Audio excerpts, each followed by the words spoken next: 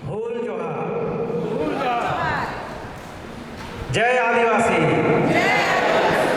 जय मूल निवासी। साथियों, और बड़े गर्व से हमें कह सकते हैं कि मैं आदिवासी हूं। आप लोग ऐसा कह सकते हैं कि मैं आदिवासी। ये बड़ी गर्व की बात है। और निश्चित रूप से आज 2026 1994 से लेकर मनाते हालांकि हमारे भारत में या हमारे क्षेत्र में बहुत बाद से हम शुरू किए, लेकिन आज इतनी अच्छी जन जागृति फैला हुआ है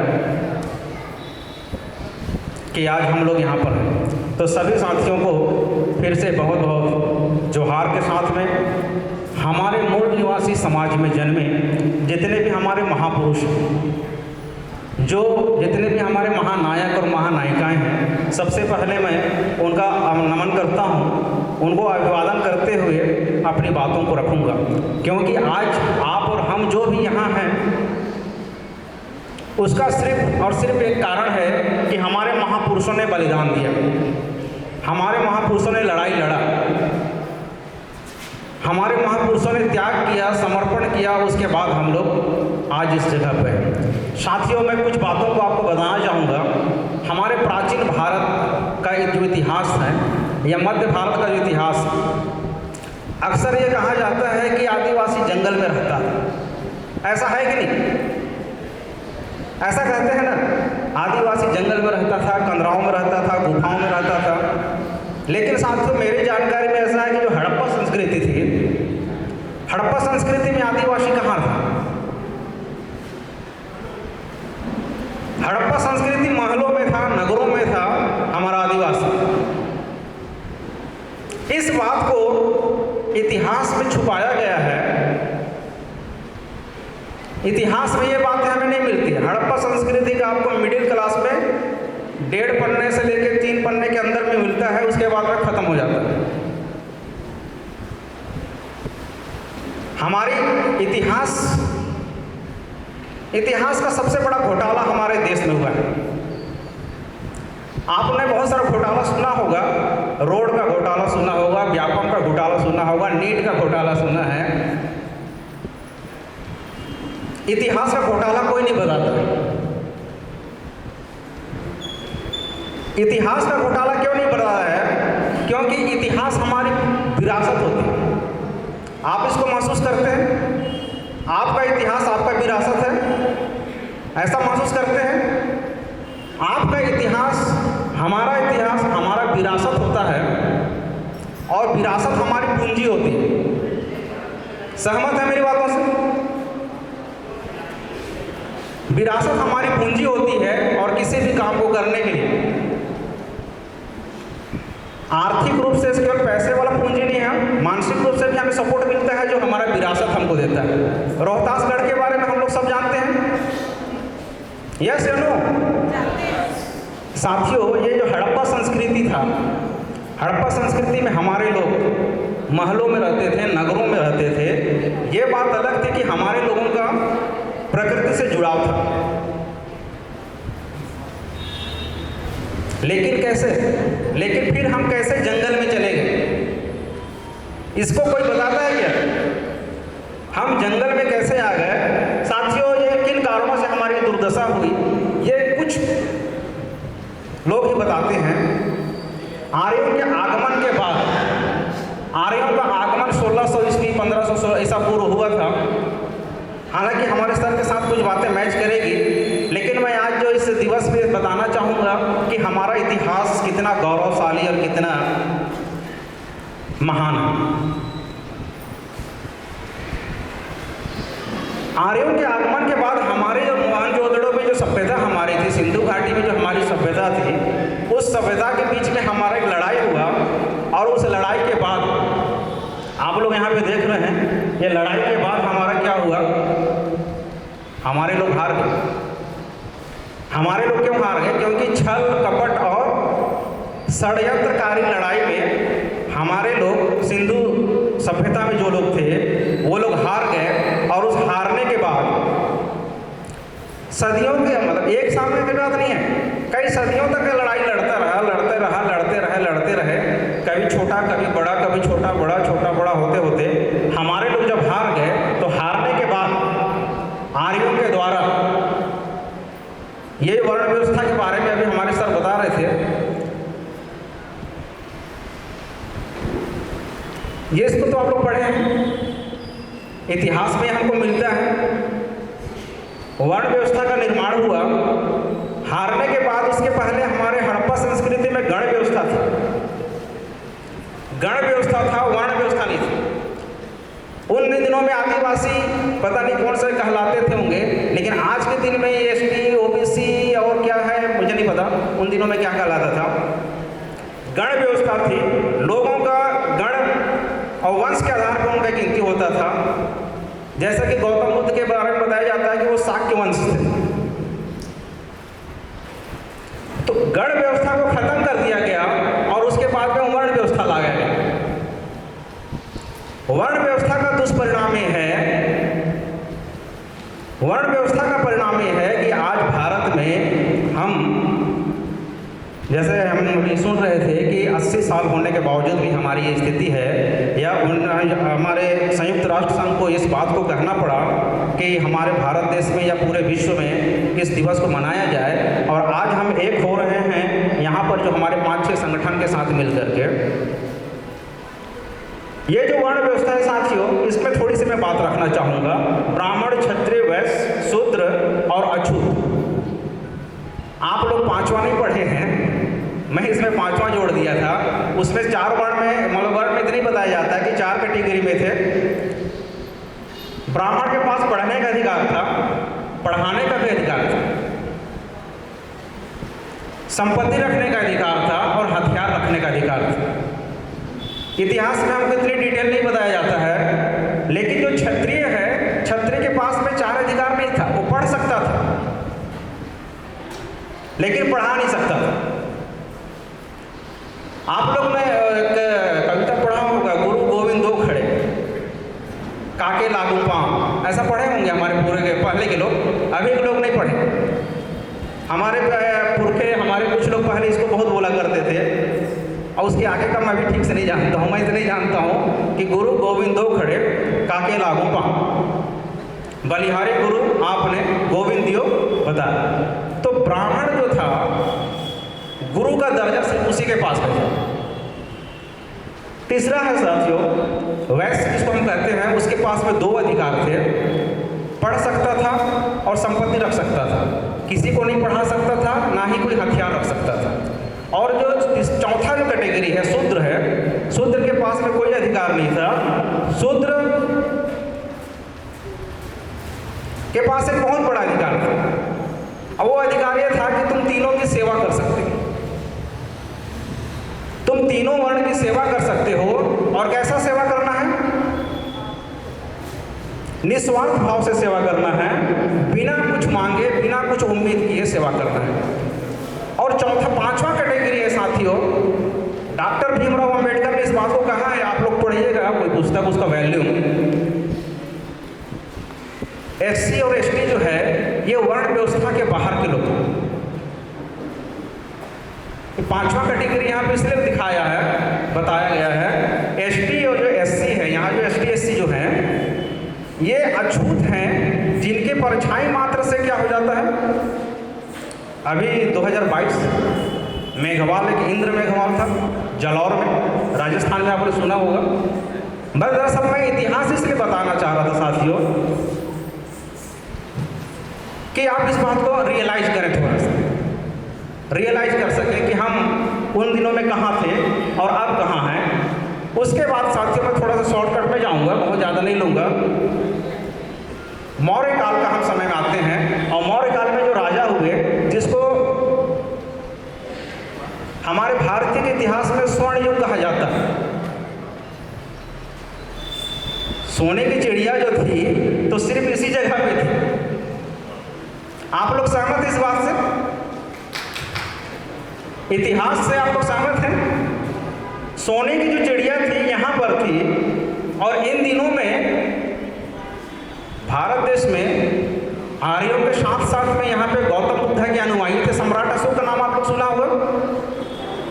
सम्राट अशोक पूरे से लेकर रंगून और आपके श्रीलंका से लेकर माया और अफगानिस्तान तक उसका राज्य ही था। लेकिन उन्होंने विदेशों में भी जाके अपने पुत्र महेंद्र को भेज करके उन्होंने बौद्ध धर्म का प्रचार प्रसार किया, और बौद्ध धर्म की वजह से ये राजा उन दिनों में भारत जो था स्वर्ण युग था। सच है। उसके बाद स्वर्ण युग का नाम सिर्फ हम लोग सुनते क्यों हैं कि हमारा भारत देश कभी सोने का चिड़िया हुआ करता था, अब सुनते हैं। और एक घटना है साथियों, संभवतः उन दिनों में मौर्यकालीन सभ्यता जो थी, तो हमारे लोग ज़्यादातर लोग कहीं ना कहीं उस प्रभाव में थे, बुद्धा के प्रभाव में थे। और उसका एक उदाहरण है आपका भोंगापाल, सुने होंगे आप लोग। यहाँ पर भोंगापाल है आपका नारायणपुर जिले में। नारायणपुर का बीहड़ जंगल में 2000 साल पुराना गौतम बुद्ध का एक मूर्ति है।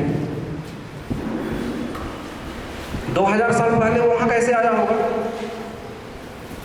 आज अब वहाँ जाने के लिए आदमी सोचता है अबूझमाड़ का इलाका बोल करके, और आपको यकीन नहीं होगा, पिछले बार मेरे को नारायणपुर जाने का मौका मिला था, और सुबह सुबह मुझे एक व्यक्ति ने छोड़ने के लिए आया, और उसी गांव का एक व्यक्ति आया उसके परिचय का, तो उससे पूछा कि क्यों आए 4 बजे? तो बोला कि राशन लेने आए।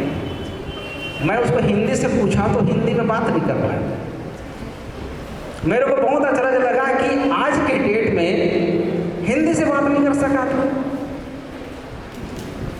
आप लोगों को यकीन नहीं होता होगा, नहीं, साउथ में होती तो एक बार अलग होता, उड़ीसा में होता तो एक बार अलग होता कि हिंदी नहीं जानता है। छत्तीसगढ़ की बात है। तो साथियों, ये जो स्थिति थी, इसके बाद हमारा मुगल काल आता है। मौर्य काल के बाद में मुगल काल में साथियों हम 1100 से लेकर 1600 ईस्वी तक मुगलों का शासन रहा। आप लोग ने सुना है, पढ़ा भी है, ये हमारा इतिहास है। अब मुगल काल में हम कहाँ थे? मुगल काल में हमारी लड़ाई हुई थी रोहदास पटना में, हमारे साथी लोग बताते हैं, हमारे बुजुर्ग लोग बताते हैं। आप लोग सुने हैं? मुगल काल में संभवतः हम लोग राजा महाराजा थे, और हमारा इलाका था, हमारा क्षेत्र था, हमारे किला था। जैसे कि मंडला में रानी दुर्गावती का किला है, और भी अन्य जगह में और भी हमारे किले हैं हमारे आदिवासियों के। हमारा कहीं ना कहीं राजपाट था, हम अब राजा थे। हमारा क्षेत्र वहाँ से लेकर के हड़प्पा से निकल करके उस संघर्ष के बाद हम लोग राजा के दौर तक संगठित होकर बन पाए। आप लोग कितने लोग रोहदास पटना गए हुए? रोहदास गए? बहुत सारे लोग गए, कुछ लोग गए हैं। निश्चित रूप से हमको जानना चाहिए, क्योंकि वहाँ पे किला जो है, इतिहास हमारा विरासत है, और विरासत हमारी पूंजी है। आपको फील होगा कि मैं राजा परिवार का था, हम कभी राजकुमार थे। सही बात है, हम कभी राजा थे, आज भी हम राजकुमार जैसा फीलिंग हमारे अंदर होगा। ऐसा हो सकता है जब हम जाएंगे तब। तो साथियों, मुगल काल जब आया और मुगलों का जो शासन चला लंबा समय तक, ये हमारी प्राचीन भारत का जो इतिहास था आदिवासियों का, तो इस तरह से आदिवासी यूं ही यहाँ पर आज हम नहीं पहुँच गए। आदिवासियों ने प्राकृतिक आपदाओं से संघर्ष किया, बाहरी आक्रमण से संघर्ष किया, और उस संघर्ष के दौरान में अपना रीति रिवाज, रहन सहन और सारी चीज़ों को लेते हुए हमको यहाँ तक लेकर आया। और साथियों, जिस तरह से आप लोग देख रहे हैं कि हमारा आदिवासी उस तरह से था उन दिनों में, आधुनिक भारत में आदिवासी की स्थिति क्या है? मैं आपको बताया था कि इतिहास का जो घोटाला है। साथियों देखिए, आदिवासी दिवस बहुत अच्छी बात है, नाचना गाना मनाना अच्छी बात है, बहुत अच्छा है, लेकिन साथ ही साथ आपको जानकारी रखना जरूरी है। एक चीज़ बताऊँ आपको, आज़ादी के पहले जिसके पास जितना ज़्यादा हथियार रहता था, मेरे पास मान लो 10 घोड़े हैं, घुड़सवार है, गोला बारूद है, बंदूक है, तलवारबाज लोग हैं, बहुत सारे लोग हैं, तो मैं बहुत ताकतवर हूँ। लेकिन आज़ादी के बाद अगर आप गोला बारूद, बंदूक और सारा चीज़ लेके रखेंगे तो आपके ऊपर में कौन कौन सा केस लग जाएगा, तो आप लग जाएगा। तो मैं ये बताना चाह रहा हूँ कि आज़ादी के पहले हथियार जो होता था, तो रियल में जो हथियार होते थे वो हथियार था, लेकिन आज़ादी के बाद जानकारी आपके लिए हथियार है। आपका हथियार क्या है आज? जानकारी। तो जितना ज़्यादा आपके पास में जानकारी रहेगा, उतने ही ज़्यादा आप लड़ सकते हैं। और जानकारी नहीं रहेगा तो कैसे लड़ेंगे? सही बात है, सहमत है आप लोग? जानकारी रहेगा तब आप लड़ पाएंगे। सिद्धू कानू का जो लड़ाई हुआ 30 जुलाई, जिसको हूल दिवस मनाते हैं 30 जून, इस बार बिहार का एक जिला है जमुई, कुछ लोग झारखंड से होंगे, जानते होंगे, बिहार से होंगे। जमुई जिला में चकाई में हमें पिछले 2 साल से वहाँ बुलाया गया हूल दिवस मनाने के लिए संथालों के द्वारा, और मुझे ये अवसर मिला था। तब मुझे जानकारी हुआ कार्ल मार्क्स ने कहा 1855 30 जून की जो लड़ाई सिद्धू और कानू ने लड़ा, उसको कार्ल मार्क्स उसने कहा कि ये भारत का स्वतंत्रता का ये पहला बिगुल है। लेकिन भारत का इतिहास में क्या कहा? 1857 भारत आज़ादी का पहला बिगुल है। ऐसा 1857 को कहा गया कि पहला स्वतंत्रता संग्राम, लेकिन सिद्धू और कानू ने 1855 में 2 साल पहले ही इसकी लड़ाई लड़ी और 20,000 से ज़्यादा लोग वहाँ पे शहीद हुए। ये जानकारी आपके पास, हमारे पास की अभाव है।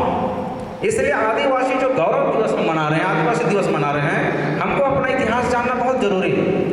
साथियों, सिद्धू कानू की लड़ाई के बाद और बिरसा मुंडा की लड़ाई के बाद जो CNT एक्ट मिला झारखंड में, और बिरसा मुंडा की लड़ाई के बाद हमें जो आज अवसर मिला है 1935 में भारतीय अधिनियम, द्वितीय भारतीय अधिनियम जो बना, और उस समय अंग्रेजों के द्वारा, हमारे सर बता रहे थे निश्चित रूप से 1832-33 की बात, आर्टिकल 244 हमको इसका अधिकार देता है कि अनुसूचित क्षेत्रों में अनुसूचित जनजातियों का प्रशासन और नियंत्रण करने का अधिकार है। लेकिन हमें इस क्षेत्र में इस तरह से कोई बताने वाला, इस तरह से हमको जोड़ने वाला कोई नहीं।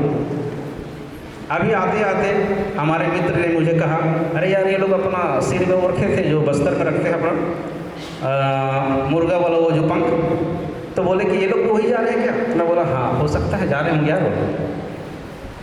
तब मेरे मन में एक विचार आया, अगर आप रायपुर में रहते हैं और आपके पास में अगर आप ST कैटेगरी के हैं, आपका पड़ोसी कोई जनरल का है, कोई OBC का है, कोई दूसरे कैटेगरी से है, और अगर आप वहाँ पर अपने आप को कि मैं तो सिर्फ आदिवासी हूँ, सिर्फ आदिवासी आएंगे तभी मैं कुछ करूँगा, ऐसा सोचेंगे तो कैसा काम हो पाएगा?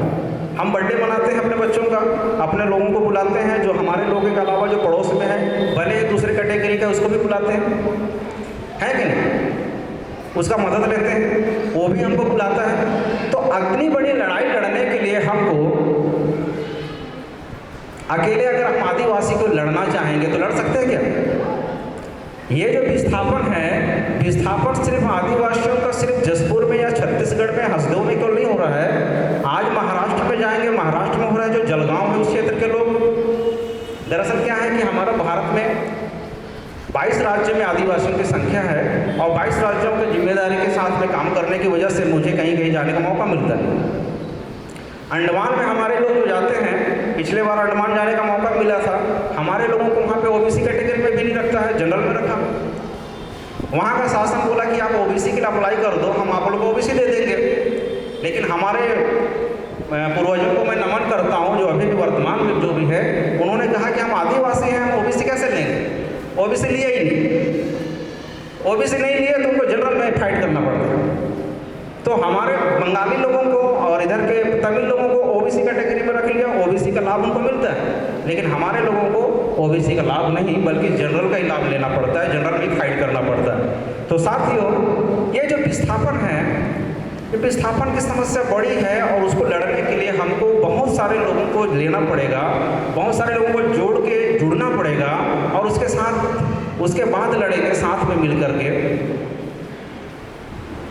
80,000 लाख करोड़ का जो भूमि में हमारा संपत्ति बताते हैं, खनिज पदार्थ जो है वो आदिवासी क्षेत्रों में। बस्तर में आप लोग, कई लोग गए होंगे बस्तर, पिछले बार मुझे बस्तर जाने का मौका मिला तो एक मित्र हमें बताया कि सर यहाँ पर डेली कम से कम 53 गाड़ी निकलता है, ट्रेन जिसको मालगाड़ी बोलते हैं, 53 गाड़ी निकलती है, और उन दिनों से निकल रही है, लेकिन एक पहाड़ को अभी तक खत्म नहीं किया है। एक पहाड़ अभी तक खत्म नहीं हुआ है, और बस्तर में अभी 14 पहाड़ है ऐसे खनिज संपदा से भरे हुए। तो हमारे लोगों के जमीन के नीचे में इतनी सारी खनिज संपदा है, और इस खनिज संपदा को लेने के लिए 5वीं अनुसूची जो हमें बचा के रखा है, इसी 5वीं अनुसूची को खत्म करने के लिए शासन प्रशासन में बैठे हुए लोग आपको विस्थापन कर रहे हैं। बस्तर में 400 गाँव को खाली करा दिया गया, ऐसा आपने पेपर में देखा होगा, खत्म हो गया बात, पेपर में देखे सुने हो गया। लेकिन विस्थापन हमारा जसपुर भी आज हो रहा है। जसपुर जिला विस्थापन के बहुत करीब में है। अभी रेलवे का सर्वे है, रेलवे को अगर विरोध करो तो बोलते हैं कि आप लोग विकास विरोधी हैं। टीवी में आता है कि ये लोग विकास का विरोध कर रहे हैं। हम विकास का विरोध नहीं कर रहे हैं। ग्राम सभा का नियम है कि आप आओ, ग्राम सभा में बात रखो, ग्राम सभा में जितने प्रभावित लोग हैं उनको समझाओ, उसके बाद फिर ले लो। ये रास्ता सही है कि नहीं है?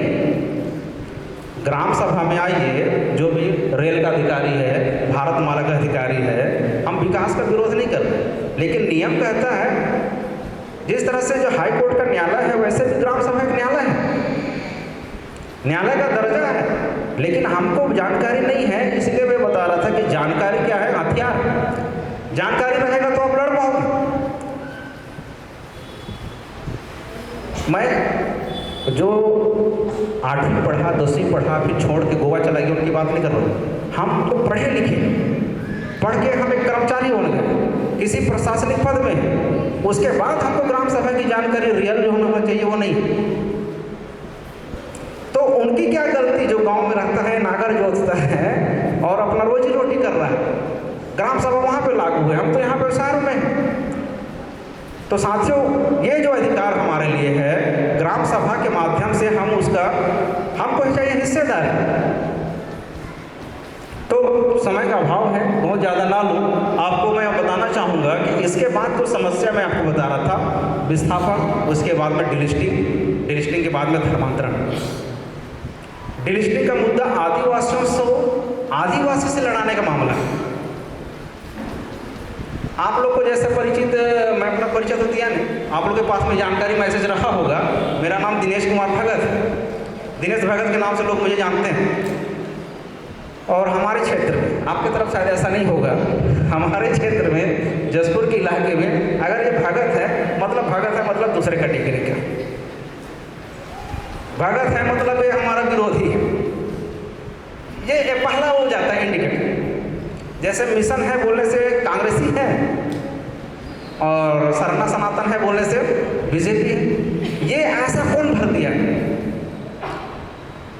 सुबह शाम प्रचार प्रसार, electronic media, print media, local media, traditional media जो बोलते हैं ना, ये रोज दिन यही करते करते आपके दिमाग में डाल देंगे। प्रचार का मतलब होता है कि एक ही बात को बार रिपीट करते रहो।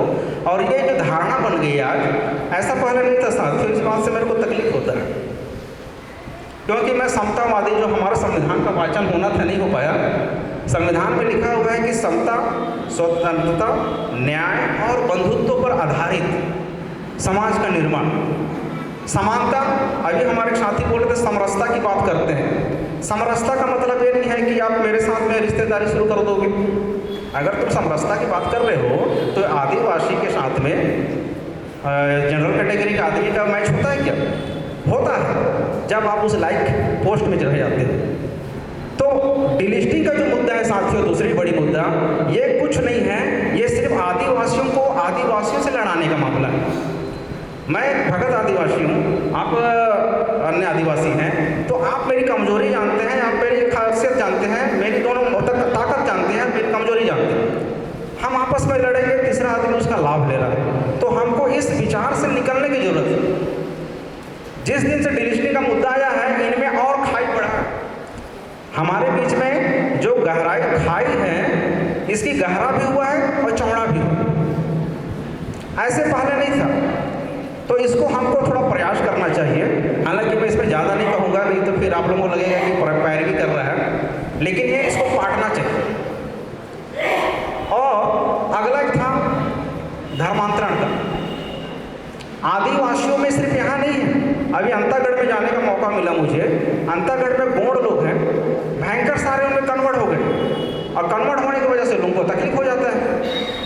अंतागढ़ हो गया, आपका और भी अन्य जगहों में हो गया, और आपका बस्तर क्षेत्र में। तो यहाँ पे हालांकि मिक्स है, लेकिन धर्मांतरण को लोग विदेशी धर्म बोल करके इसके साथ में अन्याय करते हैं। आप लोग को पता नहीं यहाँ पे कितने कैटेगरी के किस किस टाइप के लोग हैं। तो आदिवासियों के साथ धर्मांतरण, मॉब लिंचिंग इसके साथ होने लगा। तो ये समस्याएं हैं साथियों, और इस समस्याओं का समाधान हमने कारण क्या है, तो कारण वही है वर्ण व्यवस्था। वर्ण व्यवस्था में जिस तरह से ब्राह्मणों के पास जो अधिकार है वो आपको देना नहीं चाहता था, आज भी आप देखेंगे तो आपका जो विधायिका है, हमारे भारत देश में 5 राष्ट्रीय पार्टी हैं, कांग्रेस, भाजपा, तृणमूल कांग्रेस, मार्क्सवादी कम्युनिस्ट पार्टी। 5 पार्टी राष्ट्रीय स्तर की पार्टी हैं, राष्ट्रीय स्तर का वो उसको दर्जा है, और उन 5 पार्टियों के मिल करके 80% जो ब्राह्मण या क्षत्रिय या वैश्य जो भी होते हैं, जो सवर्ण समाज कहलाते हैं, 80% उनका कब्जा है। दूसरा है आपके पास में कार्यपालिका। आज़ाद भारत में लोकतंत्र की व्यवस्था है, सच है, लोकतंत्र है, इतना तो मालूम है ना। कार्यपालिका में IAS IPS कहा जाए तो 79.2% लगभग है, 79% लगभग है। और न्यायपालिका में भी हमारे सर बता रहे थे लगभग 97% इनका वर्चस्व है। और मीडिया में 100% उनका वर्चस्व है। अब इसको लोकतंत्र का परिभाषा आप लोगों ने क्या पढ़ा है? जनता के लिए और जनता के द्वारा। यहाँ पर देखा जाए तो सवर्णों के लिए और सवर्णों का, ऐसा बोल सकते हैं? नहीं बोल सकते हैं आंकड़ा को देख के। आंकड़ा जो होता है, डेटा जो होता है, जानकारी आपके पास रहेगा तो आप उसको विश्लेषण कर पाएंगे। जानकारी नहीं रहेगा, डेटा ही नहीं रहेगा तो क्या विश्लेषण होगा?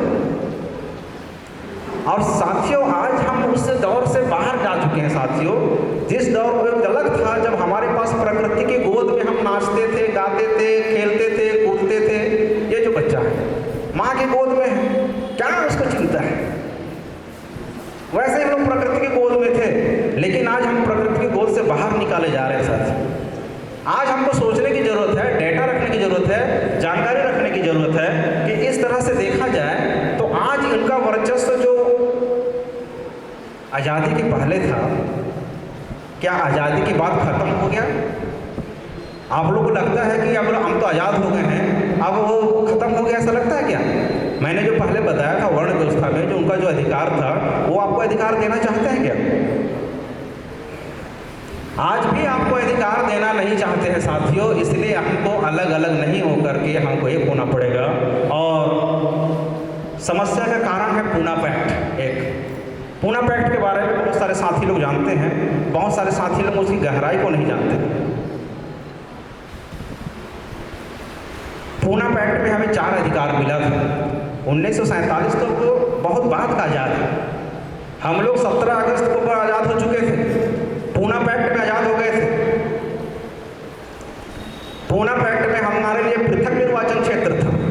पृथक निर्वाचन क्षेत्र को संयुक्त निर्वाचन क्षेत्र बना दिया गया।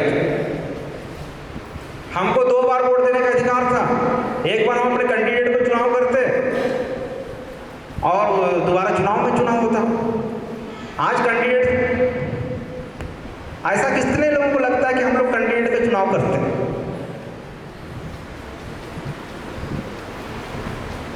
कैंडिडेट का चुनाव आप करते हैं क्या? कैंडिडेट का चुनाव पार्टी करता है। इलेक्टेड पर्सन को और सिलेक्टेड पर्सन को आप लोग इलेक्ट करते हैं। सेलेक्ट पर्सन को आप इलेक्ट करने का काम करते हैं, चुनने का काम करते हैं, और आपके पास में ऑप्शन भी नहीं है। लेकिन पूना पैक्ट में ये अधिकार, 4 अधिकार हमको मिला था। एक तो हमको 2 बार वोट देने का अधिकार, पृथक निर्वाचन का अधिकार, और जनसंख्या के आधार पर हमें पर्याप्त संख्या और प्रौढ़ मताधिकार। वोट देने का अधिकार इंग्लैंड तक को नहीं था। जिस ब्रिटिश शासन ने हमारे यहाँ राज किया उसके पास भी वोट देने का अधिकार नहीं था। वोट सिर्फ 2 लोग देते थे, एक या तो फिर ग्रेजुएट रहता था वो, और दूसरा जो टैक्स देता था। इंग्लैंड की बात बता रहा हूँ। हमारे से बाद में भी कुछ जिलों में, कुछ देशों में बाद में वोट देने का अधिकार मिला। राजशाही था भाई। अभी मैं इस बार जो गया था यहाँ पर गिरिडीह में, तो वहाँ पे एक आदमी ने बताया, बहुत अच्छा बताया, थोड़ा सा मैं लूँगा 2 मिनट का उसको बताने के लिए। जब पहली बार चुनाव हुआ 1952 में, तो राजा महाराजा की पत्नियाँ या उनके परिवार के लोग जाके गांव में बोले कि वोट देना। गांव वाला बोला कि अरे महाराज आप तो राजा हो, आपको कहे वोट दूँ मैं, आप तो ऑलरेडी राजा हो। उसको ये भी नहीं पता था कि अब वोट देने से ये राजा बनेगा, अब वोट नहीं दूंगा तो ये हार जाएगा। ये स्थिति हमारे 1952 में थी। लेकिन उसके पहले आज़ादी के पहले रानी की कोख से जो पैदा हो गया राजा। लेकिन आपके लिए, हमारे लिए जो सबसे बड़ा अधिकार मिला, वोट का अधिकार। अब वोट के अधिकार से 5 साल में आप क्या कर सकते हैं, उसको बुला सकते हैं कि ये आदमी अच्छा काम नहीं कर रहा है, हम इसको ला सकते हैं। लेकिन उस वोट के अधिकार को जो हमारे महापुरुषों की लड़ाई की वजह से मिला था, उस वोट के अधिकार को भी आज खत्म कर दिया गया। तो ये कारण है साथियों आज आपकी समस्या का, क्योंकि आज जितने भी चुन कर जाते हैं, 2019 का आंकड़ा है बनारस का, 1,87,000 वोट ज़्यादा निकला। आपका असम पे आंकड़ा है, जगह का नाम तो हासी मारा या कुछ ऐसा है, वहाँ का है, वहाँ पर लगभग 71 वोटर है और 90 वोट वहाँ पे निकला है। मशीन की बात कर रहा हूँ, आंकड़े की बात कर रहा हूँ, भारत सरकार का आंकड़ा की बात कर रहा हूँ।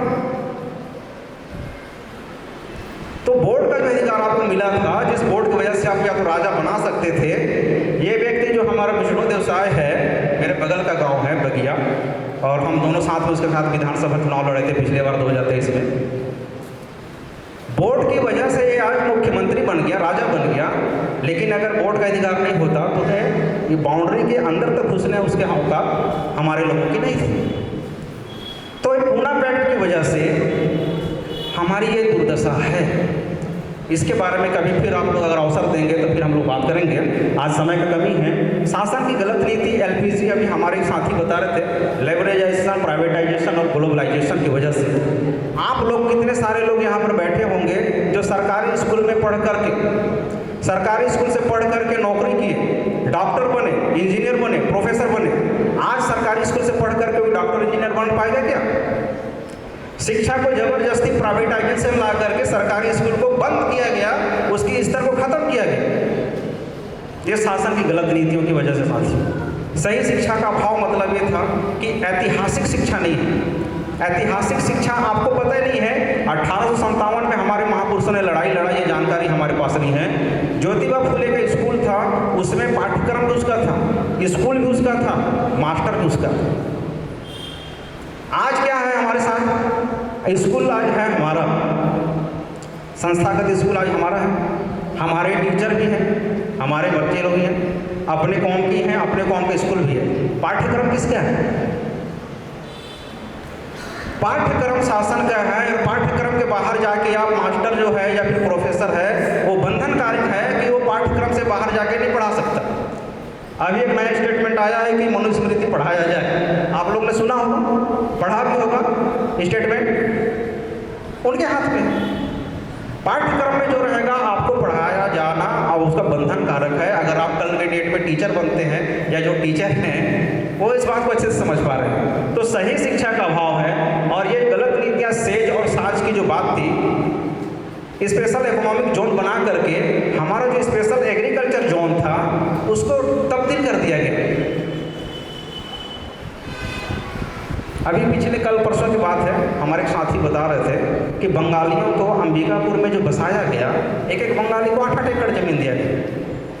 बंगाली शरणार्थी थे, उनको ये अधिकार नहीं था कि वो जमीन बेचे, उसको कमाने और खाने के लिए था। लेकिन शासन क्या, गलत नीति की वजह से वो जमीन बेचना शुरू कर दिया दूसरों को। और गैर झारखंड, आज तो छोटा पलामू है, अंबिकापुर का एक क्षेत्र है जिसको पलामू कहा जाता है, वो छोटा पलामू कहा जाता है। वहाँ पर वही लोग, बाहरी बसाहट की वजह से आपके साथ, आपके परिवार के साथ किस तरह से अन्याय, शोषण, अत्याचार हो रहा है। तो इस तरह से साथियों ये सारी बातें समस्याओं का है। और समाधान क्या है? तो ज्योतिबा हमारे जो भीमराव अम्बेडकर साहब ने कहा था, और आज हमारे साथी भी कह रहे थे कि राजनीतिक सत्ता के बगैर आपका अस्तित्व हो ही नहीं सकता। किसको लगता है कि मेरा विधायक है या मेरा मंत्री है? किसी को ऐसा लगता नहीं है। तो ऐतिहासिक जो भाषण था 1951 में, भीमराव अंबेडकर के बराबर आज भी statue of symbol, knowledge of symbol के नाम से है, उसका स्टैचू लगा है कोलंबिया विश्वविद्यालय में। और इस बात को कहा जाता है कि एकमात्र ऐसा व्यक्ति है जिसको ज्ञान का प्रतीक कहा जा सकता है। तो साथियों, उनके द्वारा ये बात कहा गया। तो बाकी बहुत सारी बातें हैं साथियों, आपको राजनीति में और जितनी सारी समस्याओं में इसमें एकजुटता ला करके हम लोग जिसको समाधान कर सकते हैं। आप लोगों ने मुझे समय दिया और इतनी देर तक मुझको सुना, इसके लिए आप सबों का धन्यवाद। और सेवा जोहार, जय जोहार, जय